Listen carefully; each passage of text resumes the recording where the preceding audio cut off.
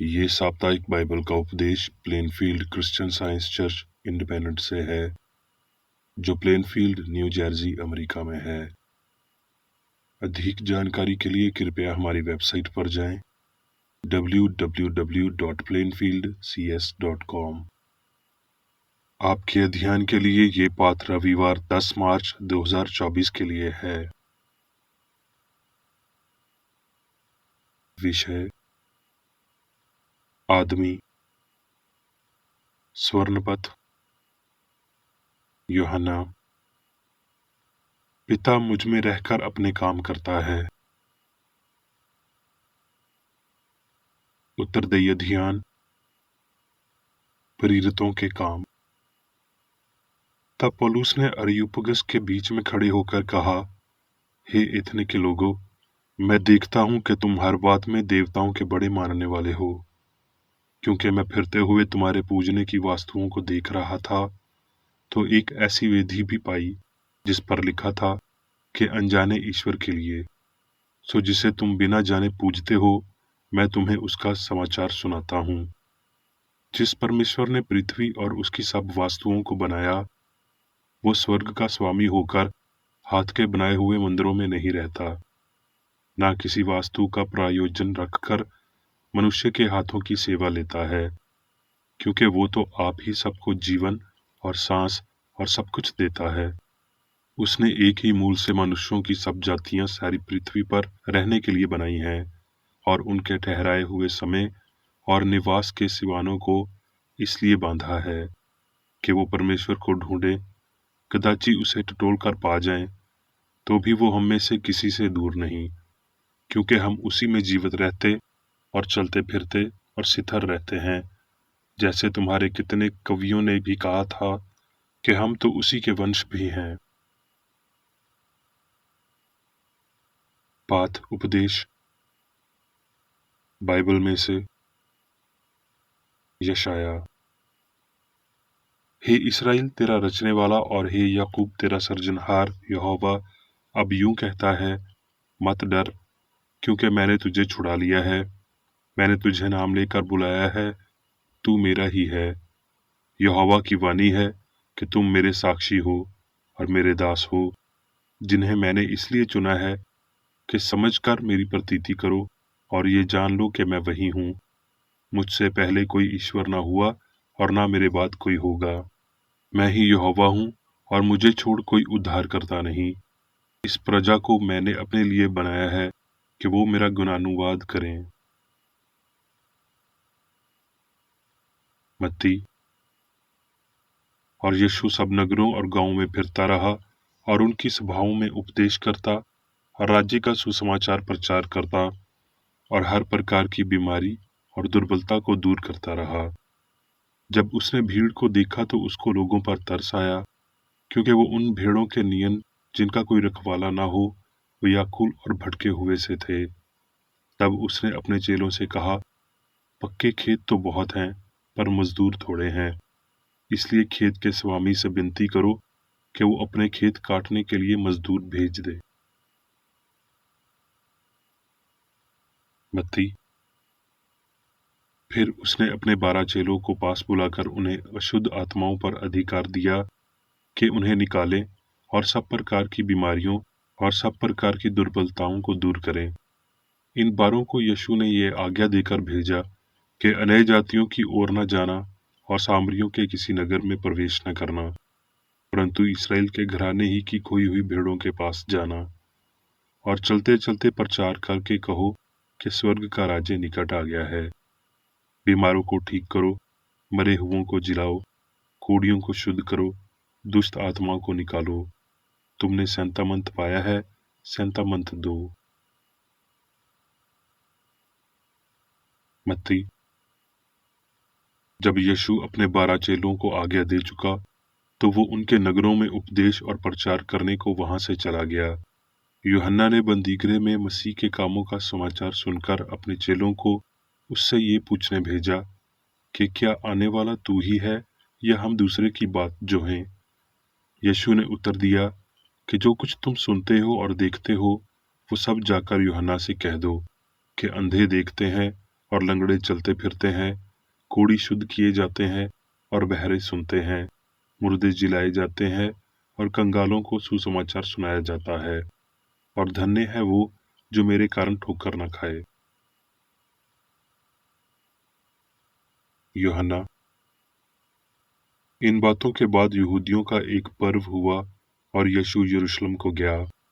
यरूशलेम में भीड़ फाटक के पास एक कुंड है जो इब्रानी भाषा में बैतहसदा कहलाता है और उसके 5 ओसारे हैं। इनमें बहुत से बीमार, अंधे, लंगड़े और सूखे अंग वाले पानी के हिलने की आशा में पड़े रहते हैं, क्योंकि नियुक्ति समय पर परमेश्वर के स्वर्गदूत कुंड में उतरकर पानी को हिलाया करते थे। पानी हिलते ही जो कोई उतरता था वो ठीक हो जाता था, चाहे उसकी कोई भी बीमारी क्यों ना हो। वहां एक मनुष्य था जो 38 वर्ष से बीमारी में पड़ा था। यीशु ने उसे पड़ा हुआ देखकर और जानकर कि वो बहुत दिनों से इस दिशा में पड़ा हुआ है, उससे पूछा, क्या तू ठीक होना चाहता है? उस बीमार ने उसको उत्तर दिया कि हे प्रभु, मेरे पास कोई मनुष्य नहीं कि जब पानी हिलाया जाए तो मुझे कुंड में उतारे, परंतु मेरे पहुंचते पहुंचते दूसरा मुझसे पहले उतर पड़ता है। यीशु ने उससे कहा, उठ, अपनी काठ उठाकर चल फिर। वो मनुष्य तुरंत ठीक हो गया और अपनी काठ उठाकर चलने फिरने लगा। इन बातों के बाद वो यीशु को मंदिर में मिला। तब उसने उससे कहा, देख, तू तो ठीक हो गया है, फिर से पाप मत करना, ऐसा ना हो कि इससे कोई भारी विपत्ति तुझ पर आ पड़े। उस मनुष्य ने जाकर यहूदियों से कह दिया कि जिसने मुझे ठीक किया वो यीशु है। इस कारण यहूदी यीशु को सताने लगे, क्योंकि वो ऐसे ऐसे काम सब्बत के दिन किया करता था। इस पर यीशु ने उनसे कहा कि मेरा पिता अब तक काम करता है और मैं भी काम करता हूँ। मैं तुमसे सच सच कहता हूँ, पुत्र आपसे कुछ नहीं कर सकता, केवल वो जो पिता को करते देखता है, क्योंकि जिन जिन कामों को वो करता है उन्हें पुत्र भी इसी रीति से करता है। मैं अपने आप से कुछ नहीं कर सकता, जैसा सुनता हूँ वैसा न्याय करता हूँ, और मेरा न्याय सच्चा है, क्योंकि मैं अपनी इच्छा नहीं परंतु अपने भेजने वाले की इच्छा चाहता हूँ। यूहन्ना। मैं और पिता एक हैं। यहूदियों ने उसे पथराव करने के लिए फिर पत्थर उठाए। इस पर यीशु ने उनसे कहा कि मैंने तुम्हें अपने पिता की ओर से बहुत से भले काम दिखाए हैं, उनमें से किस काम के लिए तुम मुझे पथराव करते हो? यहूदियों ने उसको उत्तर दिया कि भले काम के लिए हम तुझे पथराव नहीं करते, परंतु परमेश्वर की निंदा के कारण, और इसलिए कि तू मनुष्य होकर अपने आप को परमेश्वर बनाता है। यीशु ने उन्हें उत्तर दिया, यदि मैं अपने पिता के काम नहीं करता तो तुम मेरी प्रतीति ना करो, परंतु यदि मैं करता हूँ तो चाहे मेरी प्रतीति ना भी करो, परंतु उन कामों की तो प्रतीति करो, ताकि तुम जानो और समझो कि पिता मुझ में है और मैं पिता में हूँ। मत्ती। यीशु ने अपने चेलों को बुलाकर कहा, यूहन्ना, सच्ची दाखलता मैं हूँ और मेरा पिता किसान है। जो डाली मुझ में है और नहीं फैलती उसे वो काट डालता, और जो फैलती है उसको वो छांटता है ताकि और फैले। तुम तो उस वचन के कारण जो मैंने तुमसे कहा है शुद्ध हो। तुम मुझ में बने रहो और मैं तुम में। जैसे डाली यदि दाखलता में ना बनी रहे तो अपने आप से नहीं फल सकती, वैसे ही तुम भी यदि मुझ में बने ना रहो तो नहीं फल सकते। मैं दाखलता हूँ, तुम डालियां हो। जो मुझ में बना रहता है और मैं उसमें, वो बहुत फल फैलता है, क्योंकि मुझसे अलग होकर तुम कुछ भी नहीं कर सकते। अब मैं मेरी बेकर एडी द्वारा क्रिश्चियन साइंस की किताब विज्ञान और स्वस्थ शास्त्रों की कुंजी के साथ के साहस संबंधी अंश पढ़ूंगा। विज्ञान और स्वस्थ। जैसे पानी की एक बूंद सागर के साथ है, सूर्य के साथ प्रकाश की एक किरण है, वैसे ही भगवान और मनुष्य, पिता और पुत्र अस्तित्व में एक हैं। शास्त्र कहता है, क्योंकि हम उसी में जीवित रहते और चलते फिरते और स्थिर रहते हैं। सवाल: आदमी क्या है? आदमी विचार प्रेम की छवि है, वो काया नहीं है।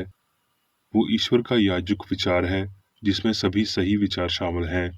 वो भगवान की छवि और समानता को दर्शाता है कि सभी के लिए सामान्य शब्द, विज्ञान में पाई जाने वाली साचित पहचान, जिसमें मनुष्य ईश्वर या मन का प्रतिबिंब है और इसलिए शाश्वत है, जो परमात्मा से अलग नहीं है, जिसे देवता से एक भी गुण नहीं मिला है, जो अपने आप में कोई जीवन, बुद्धिमत्ता और ना ही रचनात्मक शक्ति रखता है, बल्कि आध्यात्मिक रूप से वो सब कुछ दर्शाता है जो उसके निर्माता का है। प्रायश्चित परमेश्वर के सामने मनुष्य की एकता का उदाहरण है, जिससे मनुष्य ईश्वर, सत्य और प्रेम को दर्शाता है। मसीह आत्मा था जिससे यीशु ने अपने बयानों में निहित किया था, मार्ग और सच्चाई और जीवन मैं ही हूँ, मैं और पिता एक हैं। ये मसीह या यीशु की दिव्यता उसकी दिव्य प्रकृति थी, जो उसे अनुप्रांति करती थी। ईश्वरी सत्य, जीवन और प्रेम ने पाप, बीमारी और मृत्यु पर यीशु को अधिकार दिया। उसका मिशन आकाशीय विज्ञान को प्रकट करना था, ये साबित करने के लिए कि ईश्वर क्या है, वो मनुष्य के लिए क्या करता है। यीशु ने यूहन्ना बपतिस्मा देने वाले को एक संदेश भेजा, एक प्रश्न से परे, जो ये साबित करने के लिए था कि मसीह आ गया था। जो कुछ तुम देखते हो और सुनते हो, वो सब जाकर यूहन्ना से कह दो कि अंधे देखते हैं और लंगड़े चलते फिरते हैं, कोढ़ी शुद्ध किए जाते हैं और बहरे सुनते हैं, मुर्दे जलाए जाते हैं और कंगालों को सुसमाचार सुनाया जाता है। दूसरे शब्दों में, यूहन्ना को बता दो कि दिव्य शक्ति का प्रदर्शन क्या है, और वो तुरंत महसूस करेगा कि ईश्वर मसीही कामों में एक शक्ति है। हो सकता है कि आज के मसीही उस करियर के अधिक व्यावहारिक महत्व को अपनाएं। ये संभव है। हाँ, ये प्रतीक बच्चे, पुरुष और महिला का कर्तव्य और विशेष अधिकार है कि उन्हें कुछ हद तक स्वस्थ और पवित्रता के सत्य और जीवन के प्रदर्शन द्वारा मालिक के उदाहरण का पालन करना चाहिए। यीशु ने कहा, और विश्वास करने वालों में ये चिन्ह होंगे कि वो बीमारों पर हाथ रखेंगे और वो ठीक हो जाएंगे। उस पर कौन विश्वास करता है? वो अपने शिष्यों को संबोधित कर रहा था, फिर भी उसने ये नहीं कहा, तुम्हारे लिए ये चिन्ह होंगे, बल्कि उनके लिए, आने वाले समय में, वो जो विश्वास करते हैं। यहाँ हाथ शब्द का प्रयोग रूपक के रूप में किया गया है, जैसा कि पाठ में है, यहोवा का दाहिना हाथ महान हुआ है। ये आध्यात्मिक शक्ति को व्यक्त करता है, अन्यथा आध्यात्मिक रूप से उपचार नहीं किया जा सकता था। एक नए समय में यीशु ने प्रार्थना की, केवल 12 चेलों के लिए नहीं, बल्कि उन लोगों के लिए भी जिन्होंने उनके वचन के माध्यम से विश्वास किया था। आए हम खुद को इस विश्वास से मुक्त करें कि मनुष्य ईश्वर से अलग है और केवल ईश्वरी सिद्धांत, जीवन और प्रेम का पालन करता है। यहाँ सभी सच्चे आध्यात्मिक विकास के लिए प्रस्थान का महान बिंदु है। स्वयं के लिए प्रवेश ये है कि मनुष्य ईश्वर की अपनी समानता है, जो मनुष्य को अनंत विचार के लिए स्वतंत्र करता है। ये विश्वास मृत्यु पर दरवाजा बंद कर देता है और इसे अमरता की ओर विस्तृत करता है। आत्मा की समझ और मान्यता अंत में आनी चाहिए, और हम दिव्य सिद्धांत की आशंका के माध्यम से होने के रहस्यों को सुलझाने में हमारे समय में सुधार कर सकते हैं। वर्तमान में हम जानते हैं कि मनुष्य क्या नहीं है, लेकिन हम निश्चित रूप से ये जानते हैं जब मनुष्य भगवान को दर्शाता है। नश्वर के माध्यम से भगवान की अभिव्यक्ति खिड़की के कांच के माध्यम से गुजरते हुए प्रकाश है। प्रकाश और कांच कभी नहीं पिघलते हैं, लेकिन सामग्री के रूप में कांच दीवारों की तुलना में कम अपारदर्शी है। नश्वर मन, जिसके माध्यम से सत्य सबसे अधिक स्पष्ट रूप से प्रकट होता है, वो है जिसने सत्य के लिए एक बेहतर पारदर्शिता बनाने के लिए बहुत अधिक भावुकता, बहुत त्रुटि खो दी है। फिर जैसे बादल पतले वाष्प में पिघलता है, ये अब सूरज को छुपाता नहीं है। भौतिक शरीर और मन लौकिक हैं, लेकिन वास्तविक मनुष्य आध्यात्मिक और शाश्वत है। असली आदमी की पहचान नहीं खोई है, लेकिन इस स्पष्टीकरण के माध्यम से पाया जाता है। इसके लिए अस्तित्व और सभी पहचान के प्रतिशत अविभाजित है और अपरिवर्तित रहता है। जब भगवान सब और अनंत काल का है, तब ये असंभव है कि मनुष्य को वास्तविक रूप से खोना चाहिए। ये धारणा के मन पदार्थ में है और तथाकथित सुख और पीड़ा, जन्म, पाप, बीमारी और पदार्थ की मृत्यु वास्तविक हैं। एक नश्वर विश्वास है और ये विश्वास वो सब है जो कभी नहीं खोएगा। मनुष्य की अपनी परिभाषा को जारी रखते हुए हमें ये याद रखना चाहिए कि सामान जैसे पूर्ण और अमर आदमी हमेशा के लिए अस्तित्व में है और किसी भी जीवन, पदार्थ और बुद्धि के नश्वर भ्रम से परे और हमेशा मौजूद है। ये कथन तथ्य पर आधारित है, काल्पनिक नहीं। मनुष्य के पूर्ण, यहाँ तक कि पिता के रूप में भी पूर्ण होने का विज्ञान बताता है, क्योंकि आध्यात्मिक मनुष्य का आत्मा या मन ईश्वर है, जो सभी का दिव्य सिद्धांत है, और क्योंकि ये वास्तविक व्यक्ति आत्मा की बजाय शरीर के नियम द्वारा शासित है, न कि पदार्थ के तथाकथित नियमों द्वारा। मनुष्य ईश्वर, आत्मा और कुछ नहीं के लिए सहायक है। ईश्वर का होना अनंत स्वतंत्रता, सिद्धभाव और असीम आनंद है, और जहाँ कहीं प्रभु की आत्मा है, वहाँ स्वतंत्रता है। यूर के द्वीप असामों की तरह मनुष्य स्वतंत्र है, पवित्र आत्मा में प्रवेश करने के लिए भगवान का क्षेत्र। हम दो स्वामियों की सेवा नहीं कर सकते। प्रभु के साथ वर्तमान होना केवल भावनात्मक प्रमाणित या विश्वास नहीं है, बल्कि वास्तविक प्रदर्शन और जीवन की समझ है, जैसा कि क्रिश्चियन साइंस में सामने आया है।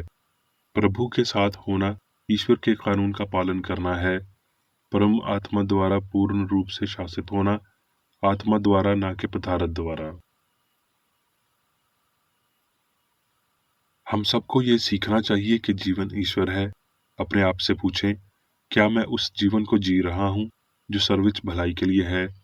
क्या मैं सत्य और प्रेम की उपचार शक्ति का प्रदर्शन कर रहा हूँ? यदि ऐसा है, तो रास्ता उज्ज्वल हो जाएगा।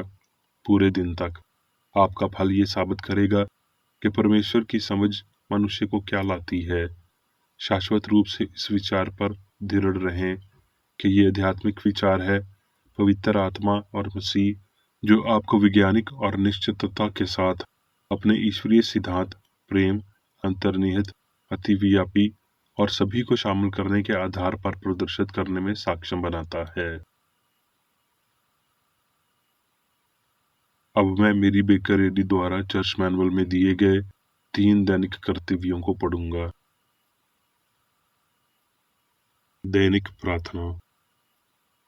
प्रत्येक दिन प्रार्थना करने के लिए इस चर्च के प्रत्येक सदस्य का कर्तव्य होगा, तुम्हारा राज्य आए, ईश्वरी सत्य, जीवन और प्रेम के शासन को मुझ में स्थापित कर और मुझ पर शासन कर, और तेरा वचन सभी मनुष्यों के स्नेह को समृद्ध कर सकता है और उन पर शासन कर।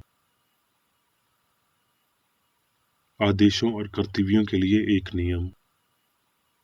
ना तो दुश्मनी और ना व्यक्तिगत लगाव मदर चर्च के सदस्यों के आदेशों और कर्तव्यों पर लागू करना चाहिए। विज्ञान में दिव्य प्रेम ही मनुष्य को नियंत्रित करता है और एक क्रिश्चियन विज्ञानी प्यार की मीठी सुविधाओं को दर्शाता है। प्यार में डांटने पर, सच्चा भाईचारा, परोपकार और क्षमा में। इस चर्च के सदस्यों को प्रतिदिन ध्यान रखना चाहिए और सभी बुराई दूर करने, भविष्यवाणी, न्याय करने, निंदा करने, परामर्श देने, प्रभावित करने या गलत तरीके से प्रभावित होने से बचने के लिए प्रार्थना करनी चाहिए। कर्तव्य के प्रति सतर्कता।